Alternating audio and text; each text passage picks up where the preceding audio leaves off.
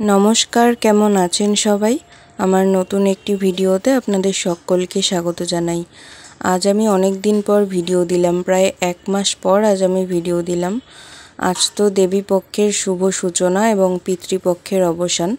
আজ মহালয়া, কিন্তু কাউকে শুভ মহালয়া বলতে নেই, এর পিছনে একটা ইতিহাস আছে, সেই কারণে আজকে শুভ মহালয়া বলতে নেই। তো আজ দেবী পক্ষের শুভ সূচনা হলো। আমরা এখন হাঁটতে বেরিয়েছি, আমি মা আর বাবা। প্রত্যেক দিন ভোরবেলাতেই আমরা হাঁটতে বেরোই। ভেবেছিলাম আজকে হয়তো রেস্ট পাবো, কিন্তু না, তো আমার সেই আশা পূরণ হলো না। আজকেও ভোরবেলায় একদম অন্ধকার থাকতে আমরা হাঁটতে বেরোলাম। যদি বাড়িতে থাকতাম তাহলে মহালয়া শুনতে পারতাম বাড়িতে। বাবা যদিও মোবাইলে চালিয়েছে, কিন্তু ওই বীরেন্দ্রকৃষ্ণ ভদ্রের মহালয়াতে চণ্ডী পাঠের সময় যে গানগুলো দেয় আর কি, সেই গানগুলো আবার এখানে হচ্ছে না, ফোনে হচ্ছে না সেই গানগুলো, শুধু চণ্ডী পাঠটাই হচ্ছে। সেই কারণে আবার কেমন একটু লাগছে শুনতে, মানে চণ্ডী পাঠ হবে সাথে গানটাও হবে, তবেই তো ভালো লাগবে। তো গানটা হচ্ছে না বলে কেমন একটা লাগছে। তো ঠিক আছে, তাও মানিয়ে নিচ্ছি। এখন হাঁটতে হাঁটতে আমরা যাব গঙ্গার দিকে, মানে আমাদের চাকদাহ রানীনগর গঙ্গার দিকে। প্রত্যেক দিন আমরা সেখানেই যাই, বাট মা বাবা অত দূর হাঁটতে পারে না বলে আমরা তার আগের থেকেই ঘুরে চলে আসি। আজকে দেখি কি করে, আজকে গঙ্গা পর্যন্ত যায় কি না, নয়তো আজকেও তার আগের থেকেই ঘুরে চলে আসতে হবে। আর আজকে এই সময় রাস্তায় অনেক বেশি লোকজন, অনেকেই তর্পণ করাতে যাচ্ছেন, গাড়ি, ভ্যান, টোটো, বাইক, সাইকেল, মানে প্রচুর জ্যাম আজকে রাস্তাতে গাড়ি ঘোড়ার। তো আমরা আজকে খুব রিস্কেই হাঁটছি, কারণ গাড়িগুলো একদম গা ঘেঁষে যাচ্ছে। আর মানুষজন মহালয়া শুনতে শুনতে যাচ্ছে না, সবাই ডিজে গান বাজাতে বাজাতে যাচ্ছে এই ভোরবেলা। তো হাঁটছি, হাঁটতে হাঁটতে অনেকটাই আলো বেরিয়ে গেছে এখন। আমরা তো খুব অন্ধকার থাকতে বেরিয়েছিলাম, এখন অনেকটাই আলো বেরিয়েছে। আর আমরা যখন চাকদহ বিপিন বিহারী স্কুলের সামনে পৌঁছেছি, তো সেখানে ওই স্কুলের মাঠে একটা পুজো হয়, আর সেই পুজোর জন্য বক্স লাগিয়েছে। তো সেই বক্সেই এখন মহালয়া চালিয়েছে। মহালয়া শুনতে শুনতে হাঁটছি, বেশ ভালোই লাগছে। এতক্ষণ খুব স্পিডে হাঁটছিলাম, এখন মহালয়া শুনতে পেয়েছি, তো তার জন্য হাঁটার স্পিডটা অনেকটাই কমিয়ে দিয়েছি। স্লোলি হাঁটছি, যাতে মহালয়া শুনতে শুনতে অনেক দূর হাঁটতে পারি। আর জোরে হাঁটলে অনেক দূর পৌঁছে যেতাম, তখন আর মহালয়াটা শুনতে পেতাম না, তার জন্য আস্তে হাঁটছি। আজকে হাঁটতে হাঁটতে আমরা মামাবাড়ির দিকে যাচ্ছিলাম, গঙ্গার দিকে আর যাইনি। তো মামাবাড়ির দিকে যাওয়ার পথে রাস্তায় হঠাৎ করে বড় মামা আর ভাইয়ের সাথে দেখা হয়ে গেল। বড় মামা ভাইকে নিয়ে যাচ্ছিল গঙ্গায় তর্পণ করতে। আমিও মামার বাইকের পিছনে উঠে পড়লাম যাব বলে। তো এখন আমি, বড় মামা আর ভাই যাচ্ছি গঙ্গায়। আমি তো যাব তর্পণ করানো দেখতে, আর ভাইও যাচ্ছে মামার সাথে তর্পণ করানো দেখতে, আর মামাও যাচ্ছে তর্পণ করতে। তো আমরা তিনজন মিলে এখন যাচ্ছি গঙ্গায়। আর রাস্তায় দেখো, এত ভোরবেলাতেও কত লোকজন আজকে।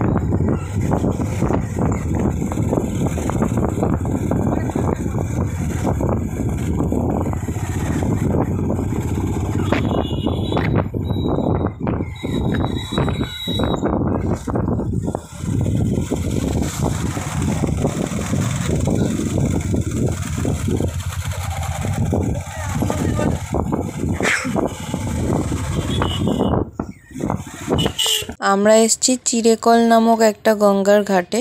এখানে প্রত্যেক বছরই খুব ভিড় হয় মহালয়ার দিনে। আর গাড়ি নিয়ে তো একদমই ঢোকা যায় না, তাও মানুষজন সাহস করে ঢুকছে গাড়ি নিয়ে। জানি না কিভাবে গাড়ি বের করবে। গাড়ি ঢোকানোর সময় তো যেমন তেমন, কিন্তু বের করার সময় খুব অসুবিধা, কারণ পরপর অনেকগুলো গাড়ি জমতে থাকে। তো আমার মামা অনেকটা দূরেই আর কি, ঘাটের থেকে অনেকটা দূরে একটা বাড়ির উঠোনে রেখে এসছে মামার বাইকটা, রেখে এখন আমরা হাঁটতে হাঁটতে যাচ্ছি। আর দেখতেই পারছেন কত মানুষের ভিড় এখানে। তবে আমি মানুষের ভিড়ের থেকেও এখানে টোটোর ভিড় বেশি দেখতে পাচ্ছি। টোটো আর বাইকের ভিড় প্রচুর, মানে হাঁটা যাচ্ছে না, রাস্তা পুরো জ্যাম করে দিয়েছে টোটো আর বাইক। আর সামনে বোধহয় গাড়ি আর এগোতে দিচ্ছে না, বাঁশ দিয়ে ঘিরে রেখেছে। সামনে এগোতে না দেওয়ার কারণও আছে, কারণ ওখানে তো মানুষ, ঘাটের সামনে তো প্রচুর ভিড়, মানুষ তর্পণ করছে, স্নান করছে, প্রচুর ভিড় ওখানে। আর ওখানে যদি গাড়ি ঢোকানো হয় তাহলে কি পরিস্থিতিটা হবে ভাবতে পারছেন। তো সেই কারণে বেশ কিছুটা দূরেই আর কি, ঘাটের থেকে বেশ কিছুটা দূরে বাঁশ দিয়ে ঘিরে রেখেছে। মানুষজন সেই বাঁশের নিচ দিয়ে বা বাঁশের সাইড দিয়ে সরু জায়গা রয়েছে, সেখান দিয়ে হেঁটে ঢুকছে। আর গাড়িগুলো সব বাঁশের এই পাশে রেখে দিতে হচ্ছে। এই দেখুন, এখানে একজনের গাড়ি খাদের মধ্যে পড়ে গেছে। এই নিয়ে আমরা 4টে অ্যাক্সিডেন্ট দেখলাম। এখানে কার অ্যাক্সিডেন্ট হয়েছে জানি না, শুধু গাড়িটাই পড়ে রয়েছে দেখছি। আর আসার সময় একজন দেখলাম বাইক নিয়ে পুরো একদম নোংরা জলের মধ্যে পড়ে গেছে, আরেকজন দেখলাম সাইকেল নিয়ে রাস্তায় পড়ে গেছে। আরেকটা অ্যাক্সিডেন্ট দেখলাম বাইক, টোটো, ভ্যান, সাইকেল 4টে একসাথে ধাক্কা খেয়েছে, মানে এর পিছনে ও ধাক্কা দিয়েছে আর কি।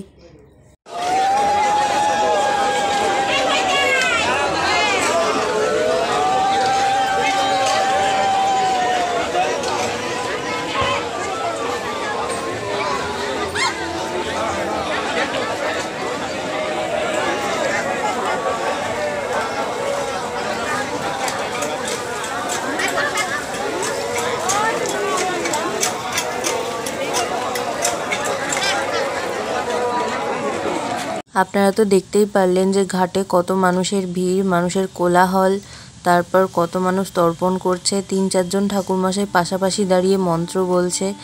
কোন মন্ত্র কখন বলছে, কার মন্ত্র কে শুনছে কিছুই বোঝা যাচ্ছে না। আর এখানে একটা মন্দির আছে, তো সেই মন্দিরের মাইকে মহালয়া চালিয়েছে, আর হাতে মাইক নিয়ে কিছু কথাও বলছেন তারা, যেই কারণে সব কিছু একদম ঘেটে হয়ে গেছে, কোনো মন্ত্র কিচ্ছু বোঝা যাচ্ছে না।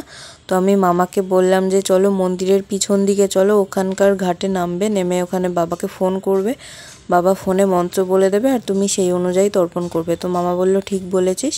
তো মামা এখানে আসলো, এসে একজন ঠাকুরমশাইকে পেয়েও গেল, মামার পরিচিত উনি। তো এই ঘাটে নেমে মামা এখন কচুরিপানা পরিষ্কার করছে। এই ঘাটটা কচুরিপানা দিয়ে ভর্তি ছিল। পবিত্র বা সর্বাবস্থান গতৌ পিবা যৎ সরেস পুণ্ডরী কাক্ষং সবাহ্য অভ্যন্তর শুচি। ওং শুচি, ওং শুচি, ওং শুচি। ওং কুরুক্ষেত্রং গয়া গঙ্গা প্রভাস পুষ্করণী চ তীর্থানি নেতানি পূর্ণানি তর্পণ কালে ভবন্তি। ওং স্বস্তি, ওং স্বস্তি, ওং স্বস্তি। আচ্ছা, এইবার তুমি গায়ত্রী করে নাও।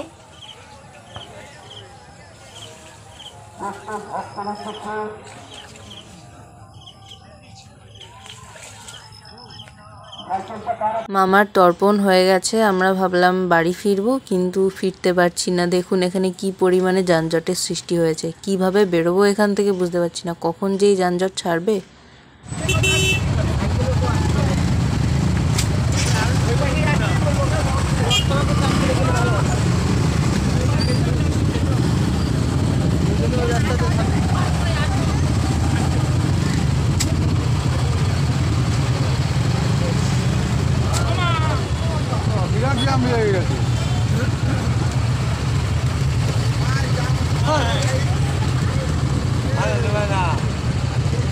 অনেক কষ্টে কোনো রকমে যানজট কাটিয়ে মামা বাড়িতে ফিরতে পেরেছি। আর মামা বাড়ির থেকে আমি হাঁটতে হাঁটতে আমাদের বাড়ির দিকে আসলাম, বাড়ির কাছাকাছি চলে এসেছি।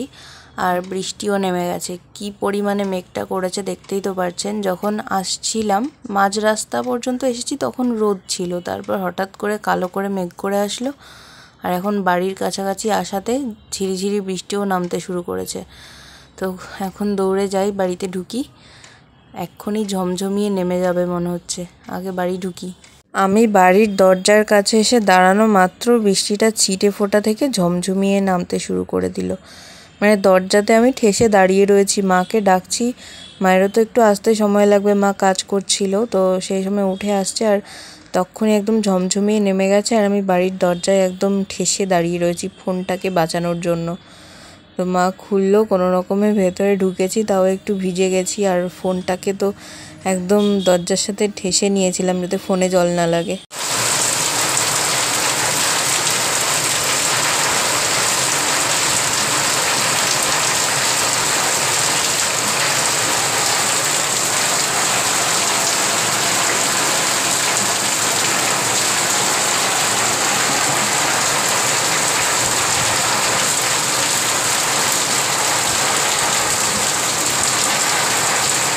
আমাদের বাড়িতে তো মঙ্গলচণ্ডীর ঘট আছে, যারা আমার ভিডিও দেখেন তারা অনেকেই জানেন। আর জ্যৈষ্ঠ মাসের মঙ্গলবার করে আমাদের বাড়িতে মঙ্গলচণ্ডীর পুজোও হয়, পাড়ার কিছু বউরা আসেন পুজো দিতে।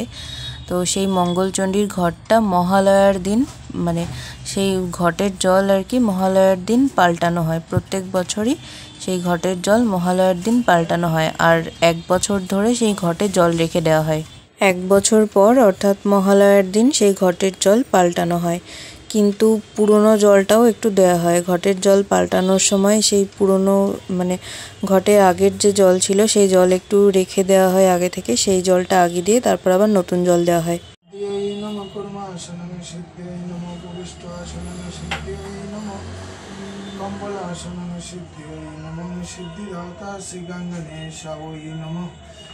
ओम सहस्रं सपुरुष सहस्र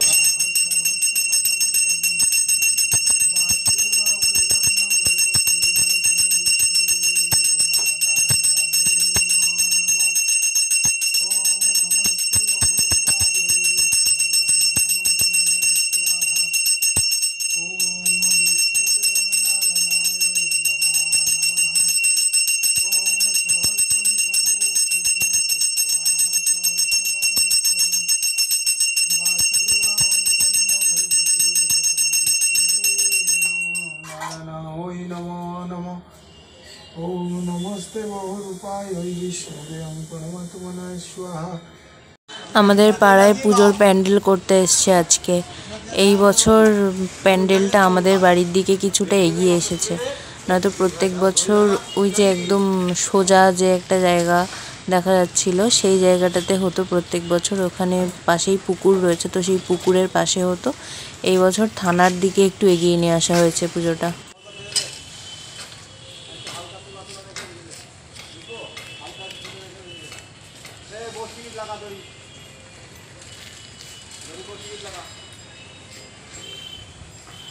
আজকে দুপুরের রান্নাটা আমি করছিলাম ফ্রাইড রাইস আর বাদাম পনির। আজকে মহালয়া উপলক্ষে বাবা বলল নিরামিষ রান্না করতে, যেহেতু বাবা তর্পণ করে এসছে আর তর্পণ মানেই শ্রাদ্ধ, তাই বাবা বললো আজকে নিরামিষ রান্না করতে। আর আমি ঠিক করলাম যে তাহলে ফ্রাইড রাইস আর বাদাম পনির খাবো। তো মা বললো তাহলে তুই রান্না কর, তো আমি করছিলাম, এখন মা করছে একটু। এই যে দুপুরের মেনু, ফ্রাইড রাইস, বাদাম পনির আর রায়তা।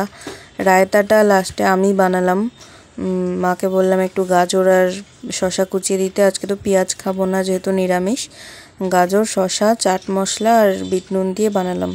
একটুখানি টেস্ট করেও দেখা হয়ে গেছে, খুব সুন্দর হয়েছে খেতে। তো ভিডিওটা এখানেই শেষ করছি।